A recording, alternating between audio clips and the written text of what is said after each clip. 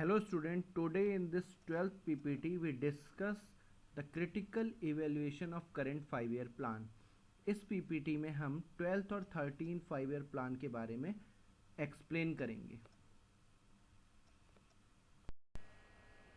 देखिए, जब हम critical evaluation of current 5 year plan की बात कर रहे हैं तो आपको समझना होगा कि यहाँ हम इवेल्यूएशन जो है वो 12th 5 year प्लान की करेंगे, क्योंकि वो अभी कंप्लीट हुआ है और उसमें क्या फाइंडिंग्स रही, क्या हमारी टारगेट ग्रोथ थी, क्या हम अचीव कर पाए और क्या क्या हमारे सेट गोल थे, उसमें से हमें क्या मिला क्या नहीं मिला। क्योंकि करंट 5 year प्लान 13 अभी रनिंग है, तो उसमें रनिंग में ना तो उसका कंप्लीट डेटा भी है, ना ही उसके बारे में कोई विशेष जानकारी अभी गवर्नमेंट ऑफ इंडिया की साइट्स या प्लानिंग कमीशन की वेबसाइट पे मौजूद है। क्योंकि करंट 5 year प्लान 13 रनिंग है, तो जो कंप्लीट हुआ है वो 12th 5 year प्लान को हम यहाँ क्रिटिकली इवेल्युएट करेंगे।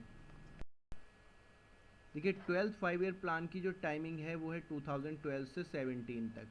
अगर आप पॉलिटिकल वे में बात करोगे तो यहाँ पर पॉलिटिकल वे में यहाँ इस टाइमिंग में 2012 से 14 तक मनमोहन सिंह गवर्नमेंट यूपीए 2 और फिर 14 से 17 तक नरेंद्र मोदी गवर्नमेंट जो एनडीए गवर्नमेंट रही उसको यहाँ पर देश ने देखा। फाइनेंशियल स्टेबिलिटी के आधार पर अगर हम बात करें तो global economy second financial crisis के फॉर्म में फेस कर रही थी। यूरोपियन यूनियन स्ट्रॉन्ग जो कंट्री थे वो काफ़ी हद तक वहाँ पर नुकसान हुआ, उनकी करेंसी का डिवैल्यूएशन हुआ।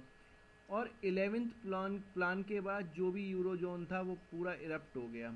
बहुत सारी प्रॉब्लम्स क्राइसिस जो है वो फेस करने पड़े कंट्रीज़ को। यहाँ पर 12 से 14 तक का टाइम वो टाइमिंग भी था जिसमें आपको क्रूड ऑयल के प्राइस बहुत ज़्यादा हुए, जो इंडिया को अपना बहुत सारा जो मनी रिज़र्व था, जो फॉरेन रिज़र्व, उसे क्रूड ऑयल की खरीद में खर्च करना पड़ा। और 12 से 14 तक का, इवन 14 लास्ट तक का टाइम जो है वो काफ़ी क्रूशियल रहा। तो इसमें स्लो डाउन भी देखने को मिला, जो कि टारगेट रखा गया था 11-12 में, जो 11th प्लान को देखते हुए कि 6.2 का टारगेट जो है हमें अचीव करना होगा, लेकिन एक्चुअल जो ग्रोथ रही वो 5% रही। चाइना लीड करा, हमसे आगे निकला और यूरोपियन कंट्रीज़ की वजह से इंडिया में काफ़ी हद तक इन्वेस्टमेंट को एक नेगेटिव इम्पैक्ट पड़ा। जो इकोनॉमिकली ग्रोथ हमने एस्टिमेट की थी वो यूरोजोन क्राइसिस की वजह से या क्रूड ऑयल के दाम बहुत तेज़ी से बढ़ने की वजह से वो हम नहीं पूरी कर पाए। फोकस जो है वो फास्टर इंक्लूसिव ग्रोथ रही और सस्टेनेबल ग्रोथ रही, लेकिन उस हिसाब से इस 5 year प्लान में वर्क नहीं हो पाया और एक्चुअल जो ग्रोथ रही वो बहुत पिछले कुछ सालों के मुकाबले कम थी, 5%, जो कि पिछले डिकेड्स में 7 और 8 तक भी पहुंची, लेकिन इस टाइम पे ये ग्लोबली हमारी ग्रोथ जो थी वो कम थी।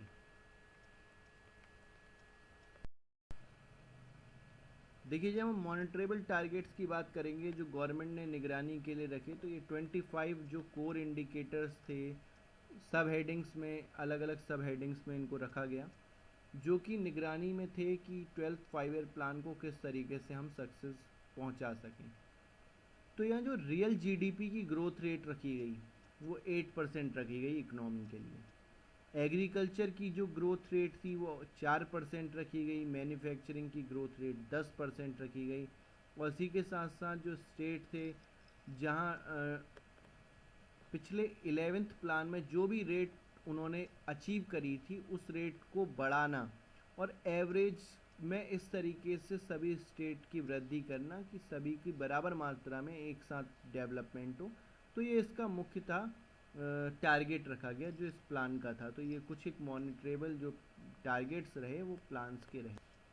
इसके बाद अगर पॉवर्टी और एम्प्लॉयमेंट की बात की जाए तो हेड काउंट रेशियो जो है कंजम्पशन पॉवर्टी को रिड्यूस 10 परसेंटेज पॉइंट किया गया, जो कि जो पहले जो प्रायर फाइनेंशियल प्लान थे उसके सापेक्ष इसको किया गया। उसके अलावा 50 मिलियन नई वर्क अपॉर्चुनिटी को उपलब्ध कराना, 50 मिलियन यानी लगभग 5 करोड़ नए लोगों को जॉब देना, स्किल प्रोवाइड कराना, स्किल सर्टिफिकेट करके उनको मार्केट में उतारना। तो ये एक बड़ा जो है वो टारगेट रखा गया इस प्लान में। इस दौरान जो फाइनेंशियल क्राइसिस आए थे अक्रॉस द वर्ल्ड, उसका इम्पैक्ट इंडिया में देखने को नहीं मिला, और जॉब्स वगैरह भी इंडिया में ज़्यादा लोगों को नहीं छोड़नी पड़ी। उसका सबसे ज़्यादा इम्पैक्ट यूरोप में देखने को मिला था 14 से 15 वाले क्राइसिस में। एजुकेशन सेक्टर में अगर हम देखते हैं तो स्कूलिंग को बढ़ाकर 7 साल कर दिया गया, 5 साल 6 साल की स्कूलिंग को बढ़ाकर अब 7 साल कर दिया गया। प्राइमरी क्लासेस में 2 क्लास बढ़ा के उनको 7 साल किया गया। उसके अलावा हायर एजुकेशन में 2 मिलियन एडिशनल सीट हर जो है वो एज में और हर एक सेक्टर्स में, और जो पहले से जो कोर्स थे उनमें ऐड ऑन करके बनाया गया, और स्किल को बढ़ाने के लिए स्किल डेवलपमेंट कोर्सेज की शुरुआत की गई। देखिए 12th 5 ईयर प्लान का एक बहुत इम्पॉर्टेंट मोटिव जो था वो जेंडर और सोशल गैप भी कम करना था। इसके लिए गर्ल्स बॉयज़ के बीच हो, चाहे वो SC ST मुस्लिम्स या फिर रेस्ट ऑफ पॉपुलेशन के बीच हो, SC ST स्टूडेंट्स को स्पेशल आरक्षण उनके एडमिशन्स में भी, और इसके साथ साथ प्राइवेट स्कूलों में भी जो लोअर इनकम ग्रुप के लोग हैं उनके लिए 25% सीटें अलॉट कर दी गई। साथ ही साथ माइनॉरिटी के लिए स्पेशल प्राइम मिनिस्टर की तरफ से जो कुछ रिलैक्सेशन है, स्कॉलरशिप प्रोग्राम्स हैं, उन्हें चालू कराया गया, और सोशल गैप को रिड्यूस करने के लिए बहुत सारे प्लान्स को यहाँ पर स्टार्ट किया गया एजुकेशन से रिगार्डिंग। देखिए फिर हेल्थ सेक्टर की अगर हम बात करते हैं तो हेल्थ सेक्टर में इन्फेंट मोर्टेलिटी रेट, जो नवजात बच्चों की जो मृत्यु दर है उसको गिरा के 25 तक लाना प्रति 1000, और मैटरनल मोर्टेलिटी रेट जो मातृत्व दर है, मृत्यु दर, उसको 1000 में 1 करना, तो ये इसको इम्प्रूव करना, और साथ ही साथ चाइल्ड सेक्स रेशियो 0 से 6 साल तक के बच्चों का बढ़ा के 950 लाना, जो कि बढ़ के अच्छा हुआ है, 943 तक टारगेट अचीव भी हुआ है। तो इस 12th फाइनेंस जो 5 ईयर प्लान था इसका एक टारगेट था। उसके अलावा जो फर्टिलिटी रेट है, जो कि हमारे यहाँ जो फर्टिलिटी रेट 2.4 2.35 समथिंग है, उसको गिराकर 2.1 तक कर देना लास्ट तक, तो ये इसके लिए एक जो है टारगेट रखा गया था। वैसे तो 1.7 तक लाना इसका एक लक्ष्य है, लेकिन 2.1 तक इस जो 5 ईयर प्लान था उसका एक एम रखा गया। उसके अलावा देखिए जो आहार नहीं मिल पाता है ग्रामीण क्षेत्रों में, न्यूट्रिशन की दिक्कत है, चाइल्ड जो 0 से 3 साल तक के हैं, तो वो NFHS स्कीम्स के तहत उनको ये इस तरीके के बच्चों को रोकना और उनको न्यूट्रिशन प्रोवाइड कराना और उनको हेल्दी बनाने की ओर ले जाना, साथ ही साथ मातृत्व का भी विकास करना, तो ये एक इस प्लान का जो एक विशेष उपलब्धि थी। देखिए इसी के साथ साथ जब इंफ्रास्ट्रक्चर की हम बात करते हैं तो रूरल इंफ्रास्ट्रक्चर में ज़्यादा ध्यान देना, इस इंफ्रास्ट्रक्चर में जो इन्वेस्टमेंट है उसे 9% तक बढ़ा लेना 12th 5 ईयर प्लान तक। साथ ही साथ जो इरिगेटेड एरिया है जो कि 90 मिलियन हेक्टेयर तक हो चुका है, उसको बढ़ाकर 103 मिलियन हेक्टेयर करना, तो ये एक बड़ा टास्क था, और इसमें 96 to 97 मिलियन हेक्टेयर तक अचीव भी हुआ। साथ ही साथ इलेक्ट्रिसिटी प्रोवाइड कराना सारे विलेजेस में, और कम जो है वो जो करंट लॉस होता है या फिर आपका अल्टरनेट करंट का लॉस है, वोल्टेज लॉस है, टेक्निकल टर्म्स, उसको कम करना, 20% तक कम करना, यानी कि बिजली की बर्बादी ना हो, इसके लिए इसका एक लक्ष्य रखा गया। साथ ही साथ जो हर वेदर में कनेक्ट रहें गांव, ये नहीं कि बरसात में जैसे बारिश होने पर रोड की कनेक्टिविटी कट गई या फिर उनकी कनेक्टिविटी नहीं हो पा रही है, तो इस तरीके से विलेजेस की कनेक्टिविटी प्रॉपर हर वेदर में बनी रहे, इसको सुचारू रूप से करने के लिए गांव में सड़कों की व्यवस्था करना, तो ये इस 5 ईयर प्लान में इंफ्रास्ट्रक्चर पे जोर दिया। और अपग्रेड करना स्टेट और नेशनल हाईवेज़ को, चाहे वो 2 लेन हो 4 लेन हो, अब तो 4 लेन भी लगभग 17 से 18% जो है वो कर दिए गए हाईवे, तो उसको अचीव करना, ये रूरल इंफ्रास्ट्रक्चर को बढ़ाना और साथ ही साथ अर्बन डेवलपमेंट करना यहाँ टारगेट रहे, मॉनिटरेबल टारगेट रहे। ईस्टर्न और वेस्टर्न जो हमारे यहाँ कॉरिडोर बन रहे हैं, ठीक है, तो उसको डेडिकेटली पूरी तरीके से पूरा करना, ये 12th 5 ईयर प्लान का एक उद्देश्य था। साथ ही साथ जो टेल डेंसिटी है उसे 70% तक बढ़ाना रूरल एरिया में। टेलीफोन की कनेक्टिविटी जितनी ज़्यादा बढ़ेगी, चाहे वो फाइबर के मुकाबले हो, तो फाइबर को बिछाना भी पड़ेगा अगर आपको कनेक्टिविटी बढ़ाना है, तो इससे 70% तक ग्रामीण क्षेत्रों में सिग्नल की प्रॉब्लम को दूर करना, ये इंफ्रास्ट्रक्चर का मॉनिटरेबल टारगेट रहा। ये अभी अचीव नहीं हो पाया, इसमें काफ़ी कुछ अभी अचीव करने को है, क्योंकि 2G स्पेक्ट्रम घोटाले की वजह से यहाँ पर ये अचीव नहीं हो पाया था, इसमें ये पीछे हुए थे हम। देखिए उसके बाद 50% जो रूरल हमारी पॉपुलेशन है उसको वाटर सप्लाई प्रॉपर प्रोवाइड कराना, ग्राम पंचायतों में निर्मल ग्राम पंचायत का स्टेटस होना, साथ ही साथ गैस की उनकी कनेक्टिविटी रहे। तो ये कुछ एक टारगेट्स रखे गए थे और काफ़ी हद तक इसमें अचीव भी हुए। 50% ग्राम पंचायत निर्मल ग्राम स्टेटस उनको मिला। स्वच्छ भारत अभियान भी इसी साल 2017 में ही लॉन्च किया गया था। देखिए ग्रीन कवर एरिया जो इंडिया का है वो 20% अभी अप्रॉक्सीमेट है, उसे बढ़ा के 21% तक करना, यानी 1 मिलियन हेक्टेयर की उसमें वृद्धि करना। ये इस 5 ईयर प्लान के लास्ट तक का जो है वो अचीव करने का गोल रखा गया था। उसके अलावा 30,000 मेगावाट जो हमारी रिन्यूएबल एनर्जी है, चाहे वो सोलर एनर्जी की फॉर्म में हो, चाहे विंड एनर्जी की फॉर्म में हो, चाहे टाइडल वगैरह एनर्जी की फॉर्म में हो, तो उसको बढ़ाकर renewable types of energy capacity को बढ़ाना, ये लक्ष्य रखा गया था इस 5 ईयर प्लान के लिए। साथ ही साथ जो हमारी इमिशन उत्सर्जन क्षमता है, जो कार्बन उत्सर्जन क्षमता, इमिशन इंटेंसिटी बोलते हैं उसको 20 से 25% तक रिड्यूस करना। 2005 में जो थी उससे 2020 तक 20 से 25% तक अपना कार्बन उत्सर्जन हम गिरा लें, क्योंकि देखिए कार्बन उत्सर्जन अंतर्राष्ट्रीय नियमों के अधीन होता है। कहीं पर भी इंडस्ट्री में कार्बन की ज़्यादा मात्रा में उत्सर्जन होना उसके लिए आपके लिए इन्वायरमेंट के लिए भी गलत होता है और इंटरनेशनल नॉर्म्स के अकॉर्डिंग भी नहीं होता। तो इसको हमें 20 से 25% कम करना, ये लक्ष्य रखा गया था। देखिए सर्विस डिलीवरी की अगर हम बात करते हैं तो लगभग 90% इंडियन जो घर हैं उनमें ये एक्सेस हो पाए, बैंकिंग सर्विसेज का प्रॉपर तरीके से पालन हो पाए, तो ये 12th 5 ईयर प्लान का जो है विशेषता रही। और जनधन योजना के तहत काफ़ी लोगों के इसमें खाते भी खोले गए और 2017 तक ये अचीव भी हुआ। 90% इंडियन हाउस होल्ड जो हैं वो at present time banking services से कनेक्ट हैं, कहीं ना कहीं उनमें कनेक्ट हैं। उसके अलावा जो सब्सिडीज़ हैं, जो वेलफेयर रिलेटिव बेनिफिशरी पेमेंट हैं, उनको डायरेक्ट कैश ट्रांसफ़र बैंकों में करना।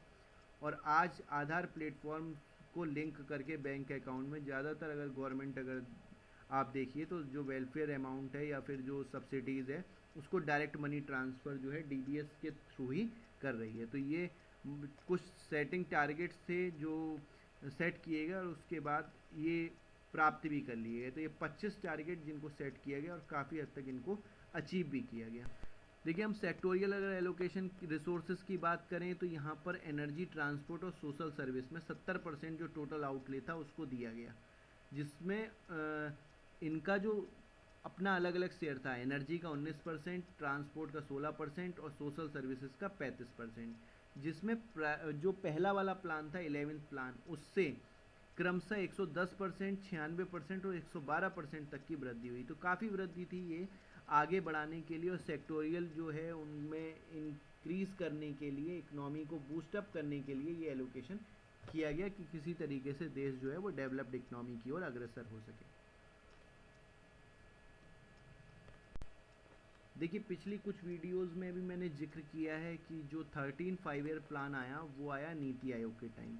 अब जो प्लानिंग कमीशन है उसको नीति आयोग में बदल दिया गया और नीति आयोग के जो एक्शन प्लान्स हैं और जो मतलब कुछ एक चेंजेस उसमें लाया गया है। अब जो प्रॉपर पहले जिस तरीके से 5 ईयर प्लानिंग की जाती थी, अब उस तरीके से प्लानिंग ना करके मेजर सेक्शन में उसका ध्यान देना और टाइम टू टाइम उसमें एक्शन प्लान्स की ओर हमें देना, छोटे छोटे 3 साल, 5 साल, 7 साल और लॉन्ग टर्म प्लान के हिसाब से उनको वॉच आउट करना। तो ये जो नया जो नीति आयोग है उसका एक आधार है।